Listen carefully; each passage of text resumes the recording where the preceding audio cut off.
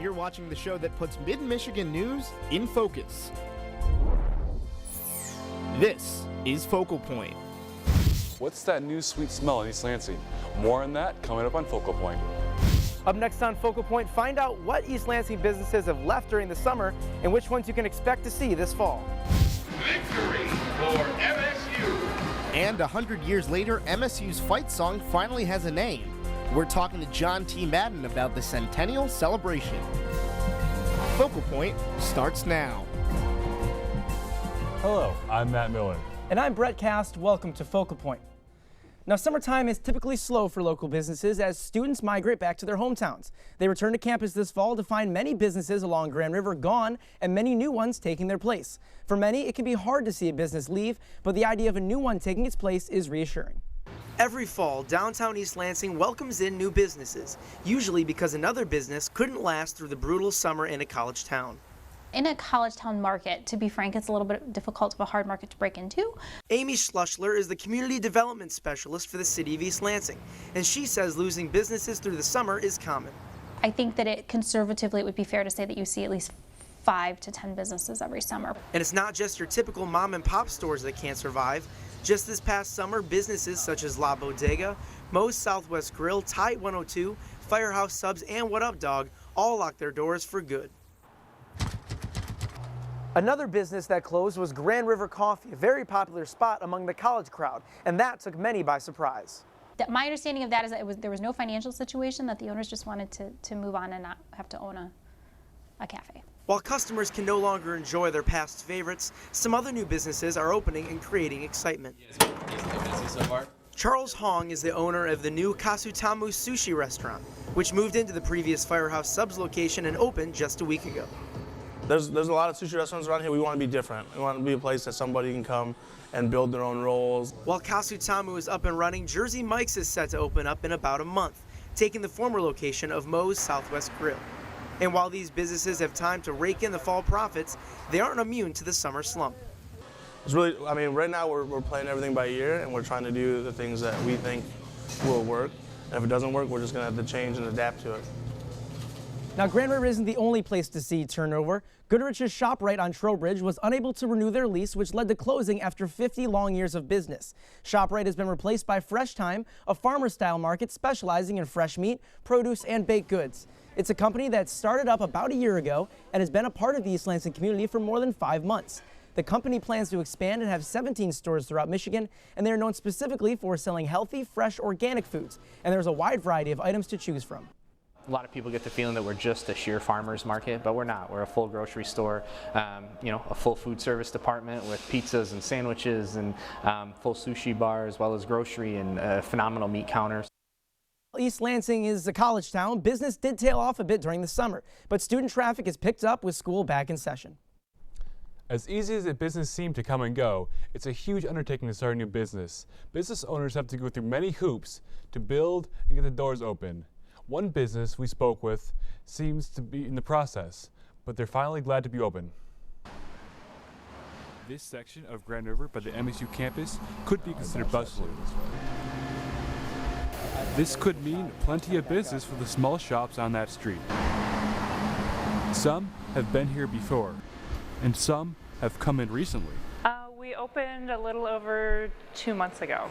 It's 11 o'clock, and for Velvet, a new candy store on Grand River, it means it's time to open up shop.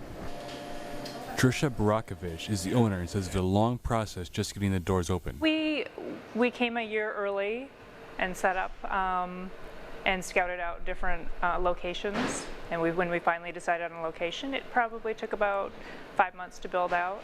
It's a candy store. We sell homemade ice cream, caramel corn, brittle, malt shakes, whatever you can think of that's sweet. There's a lot to consider when opening a small business. Location, startup fees. But small business can really boost the local community. Well, small businesses bring jobs and vitality. And Lori Mullins is the Community and Economic Development Administrator for East Lansing. And bring character to a community. I think we bring everything sweet. There is a legal end to business. Yes, we're licensed by the Department of Agriculture. Barakovich said they were very easy to work with and the process was relatively simple. Anyone interested in more information on starting their own small business can look online at cityofelansing.com/development. Now, if you own a credit card, your financial institution has probably issued you a new one. And that's because starting October 1st, credit cards switched to using the new EMV chip. It's a more secure system. And even though October 1st was the deadline, many banks and businesses are slow to respond. No problem. With every swipe of a credit card, very vital information is being exchanged with the retailer, opening the door for fraud. What is able to happen today with technology, I can take a device and skim your card's information, and then I can transfer that to a new card. April Klobus is the CEO of Michigan State University Federal Credit Union, which, like many other financial institutions, is working to implement a new technology in their cards called the EMV chip to combat fraud. The design with the chip on it means that the chip is going to have individual specific information to the card that can't be replicated. Instead of sending the full information, the chip uses encrypted data to complete the transaction. Europe has seen an 80% decrease since implementing the system, which is now being required in the United States.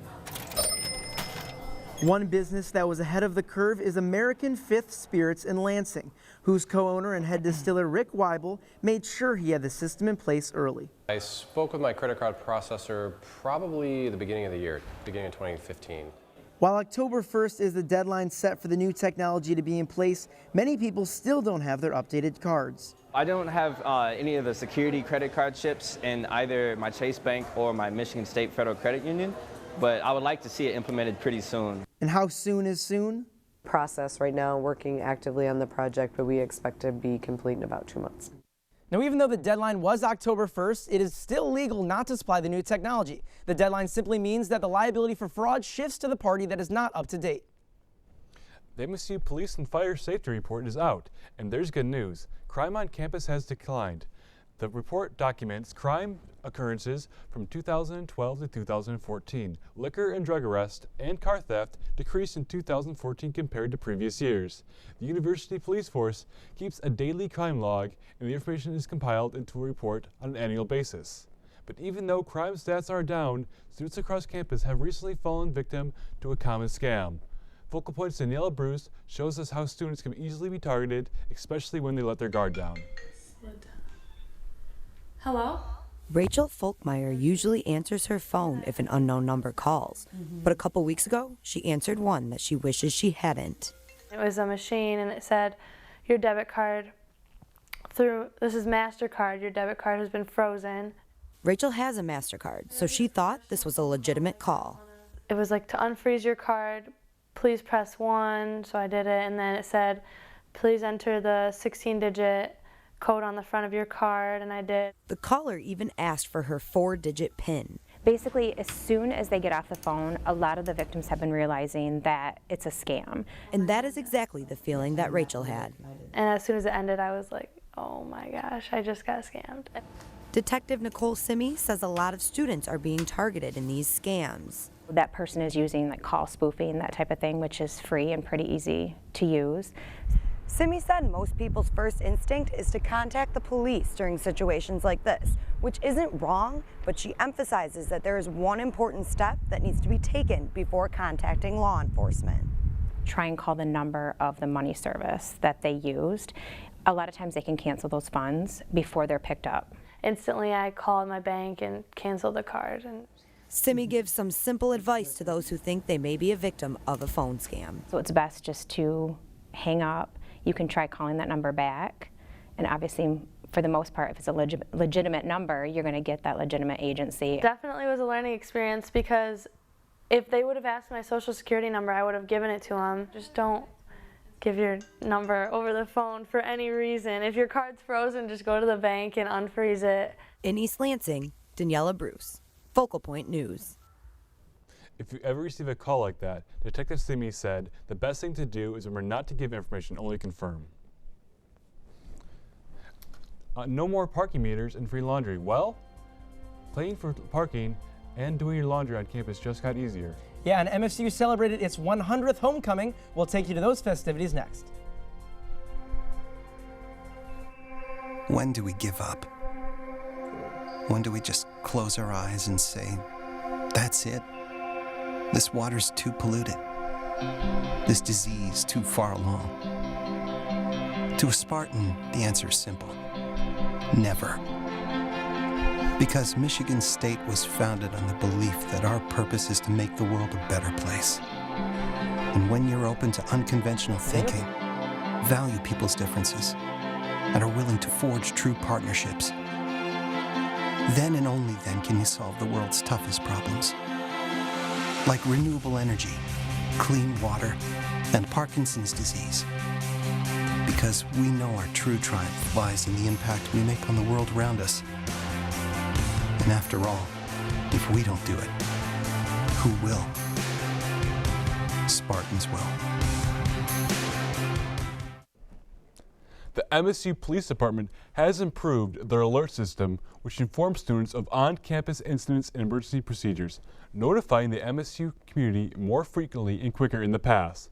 DPPS will send a text message, email, and phone call warning of dangerous activity on campus and in the East Lansing area. The police department also encourages students that if they see something, say something. Spartan Stadium has made some changes this year to accommodate more fans. And what do parking and doing laundry on campus have in common? Well, Focal Point's Daniel Hamburg is here to tell us those stories and more. Daniel? That's right. Spartan Stadium has added a new addition to the student section that's inclusive for more students. Brett Cash shows us how those with disabilities can now enjoy the game with their peers. So much fun, yeah, I love it. Makes me feel like I'm with all the other Spartans. Katie is one of the many MSU students who deal with their disability every day. But now, thanks to the addition of a new handicap platform in the student section at Spartan Stadium, she can feel more like a regular student. Before this, I sat in the visitor section, so it wasn't as much fun as being in the student section. Katie was one of the students who brought this issue up with the athletic department last year, and they worked together ever since to make the $850,000 project a reality. It's been in the making for a while. The athletic administration has recognized that we do not have enough seating for persons with disabilities. The addition will add about 20 seats for handicapped fans who can also bring a companion. So that's a lot compared to in the visitor section, there's only 10.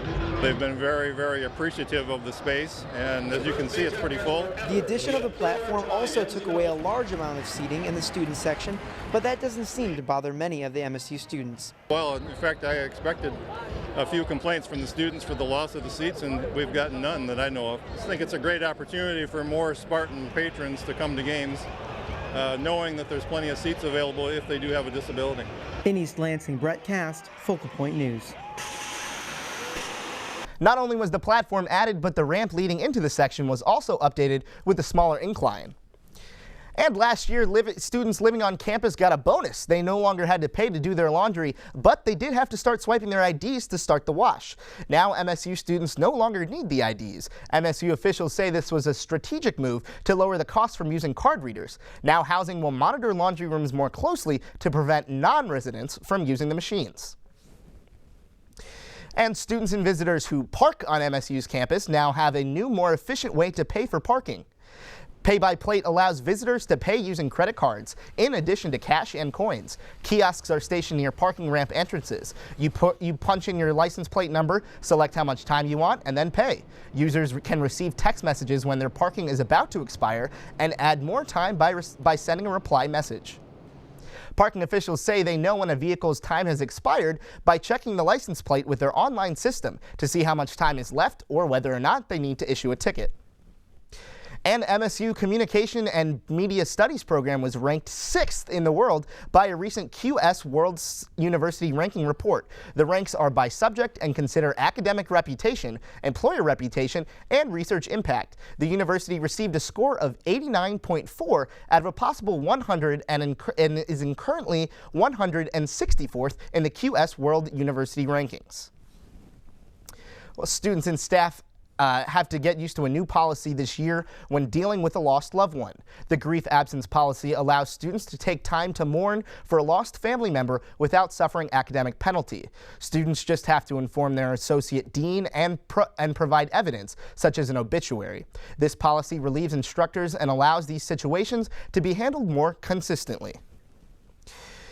And MSU alums came back to celebrate Homecoming Week last week, and it wouldn't be homecoming without the annual parade through downtown East Lansing. Bands, floats, frats, athletic teams, and more strolled through town as thousands lined the streets to celebrate. It's a chance for all MSU fans to come out and support the university. Many brought their families to check out the festivities. For Cynthia Sutton, it's more than just an event her kids get excited about. This is a College of Education, and this is the college I graduated from. And my husband and I met at Shaw Hall, which is right here on the east side of us. So this is a very familiar spot to us, and it feels like home. And during the celebration, many storefronts on Grand River Avenue got a facelift. The first annual Paint the Avs competition paired student organizations and businesses together to create paintings matching the theme, Spartans Take the World Stage, as well as promoting the businesses. 25 businesses participated with 25 student groups. Molly Ostrom and members of the Snyder Phillips Hall government were paired with Campus Street Sportswear. I think that it's really cool to see everyone like walking up and down Grand River and seeing people outside painting, interacting, and then just being able to like walk past someone else who's doing the painting and say like, oh hey, I'm participating too, I really like your design. The window paintings were judged by 5 representatives from the City of East Lansing and MSU. First place went to the MSU Honors College. And that's what's happening on campus. I'm Daniel Hamburg. Thanks for that report, Daniel. Well, homecoming, the festivities did look pretty fun, but there was some football to play too. Spartan quarterback Connor Cook had a record-breaking game for the school's 100th homecoming. Plus, MSU takes on ESPN to Supreme Court in a year-long battle over a Freedom of Information Act request. Next in sports. Ever wonder where courage comes from? Where one finds the strength to believe in solutions that seem impossible? It takes a Spartan's will to understand that by working together we can solve the world's biggest problems, from renewable energy to fighting malaria. After all, if we don't do it, who will? Spartans will. The Spartans opened the Big Ten season last weekend against Purdue in their 100th homecoming game. Let's take a look at the action. We'll start in the first quarter. It's a scoreless game, but LJ Scott, the true freshman, sure doesn't look like one. Stays on his feet and gets into the end zone for the score. That 18-yard run puts the Spartans up 7. Scott finished the day with 146 yards and 2 touchdowns, including this one. Punches it in from 1 yard out. That puts the Spartans up 14-zip. The Spartans kept piling on, and the running game was on point. The next touchdown was also a run, or was it? Cook in the shotgun, motion from R.J. Shelton. Cook flips it. Shelton braces for the 23-yard score. That's a touchdown pass for Cook, who is now the winningest QB in MSU history. Football is a team sport. The one word that comes to my mind when you think of football is just together. The togetherness that you have in the locker room, on the field, and it's a 100% team sport. So, it's great to have the most wins as a quarterback in MSU history. But I mean, credit goes to, my teammates. The Spartans went into the game ranked number 2 in the country, but fell 2 spots after the close 24-21 win. They'll play Rutgers this weekend in New Brunswick. Michigan State has appealed to the state Supreme Court regarding a Freedom of Information request made by ESPN last September. The sports network requested the names of student athletes who were suspects in criminal cases. MSU argued that the names should not be released unless someone has been convicted of the crime. The U.S. Court of Appeals sided with ESPN earlier this month, saying MSU has to comply with the request. 6 former Michigan State athletes were inducted into the MSU Athletic Hall of Fame this fall.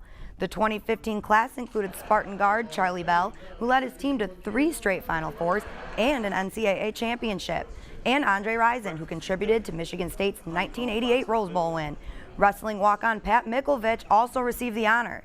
He was a 2-time All-American, and he won 2 NCAA championships as a Spartan. This isn't supposed to happen to people like me. This happens to football players and basketball players and hockey players and stuff, but not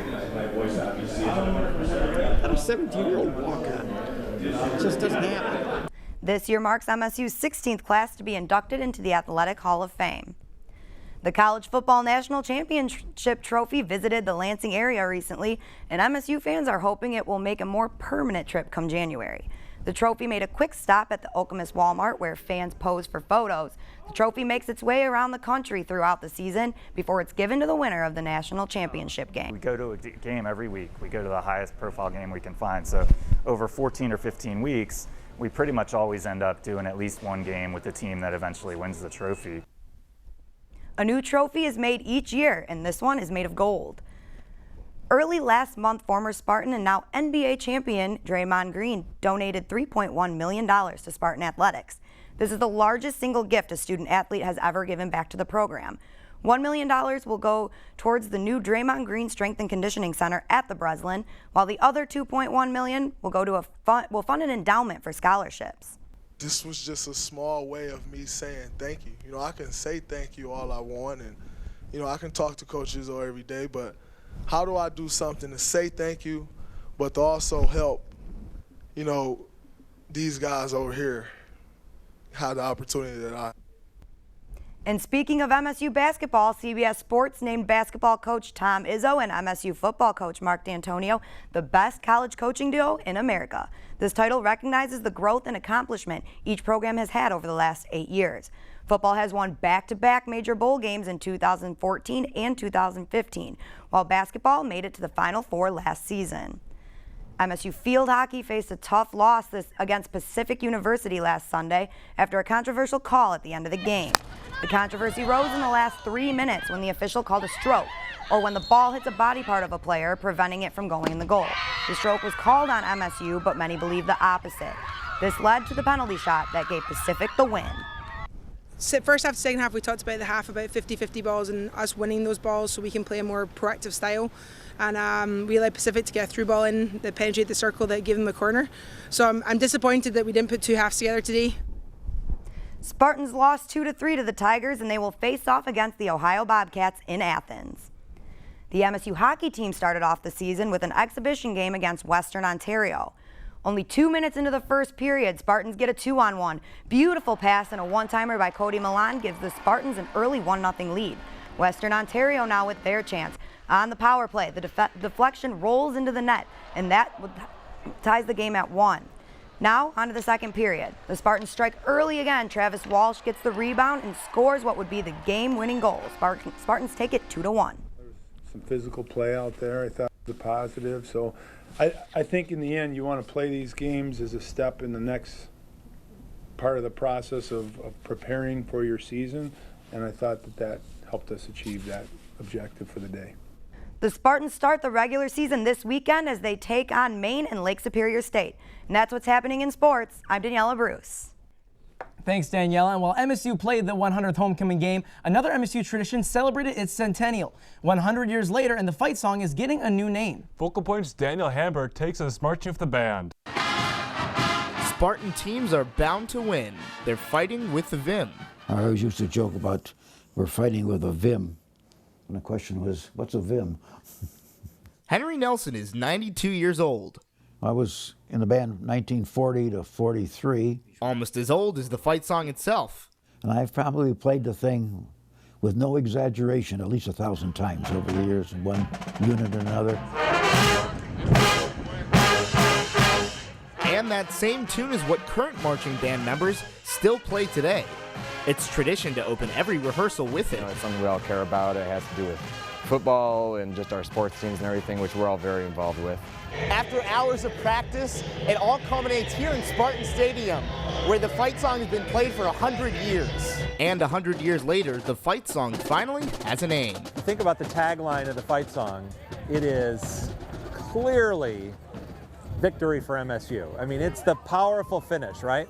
This is John T. Madden's 27th season as the marching band director. Okay, page 12, beginning of the closer. And after 20 years of discussion, the MSU fight song is now Victory for MSU. It's pretty exciting to hear about just because the fight song means a lot to the marching band. Senior Logan Blissett says it's been a long time coming. We're so involved with it, and we play it so often, sing it so often that it's cool to hear us have a name. You know. It's always going to be the MSU fight song. We're never going to take the identity, but if you add this title, and maybe it gives us some more things to connect to. A connection that runs deep and has former band members like Henry still playing with the alumni band to this day. Everybody has to change. So giving the Michigan State fight song a name is a good change. In East Lansing, Daniel Hamburg, Focal Point News. Kind of like that name change. What do you think It's a about very that? nice tradition. I think it's going to go down in history. Yeah, and like John Madden said, it's still the MSU fight song. It just kind of adds a little bit of flair to it, adds a little bit of personality. I kind of like it. But anyway, that's all we have for tonight. Thanks for watching. We leave this now with the sounds of Desmond Jones at Somerset Theater at MSU.